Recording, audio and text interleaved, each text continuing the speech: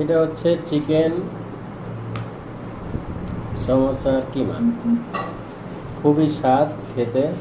আমরা এখন বানানো দেখব কিভাবে সমোসা বানানো হয়। প্রথমে এইভাবে বেলুন দিয়ে কী করা হচ্ছে, গোল করা হচ্ছে। প্রথমে রুটি বানানো হচ্ছে পুরো চাঁদের মতো গোল। অনেকে বানায়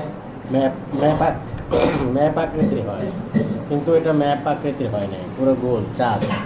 এখন আমরা এটাকে 4 টুকরো করবো, 4 টুকরো। এই যে মাঝখান দিয়ে দুইটা করে 2টা টুকরো করে ফেললাম, 4 টুকরো।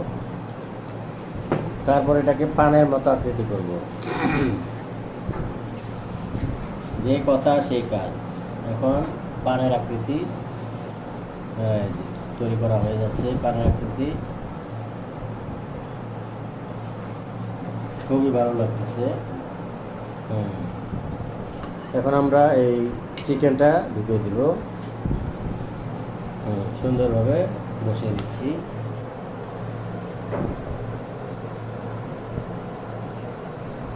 বসানোর পর এটাকে বন্ধ করা কি সিস্টেম আছে একটু দেখে নিন, ভালোভাবে দেখে নিন। কমেন্ট করে জানান কি সমস্যা আপনাদের, কিভাবে কি করতে হয় জানিয়ে দিন। খুব যত্ন করে বানানো হচ্ছে কিমা।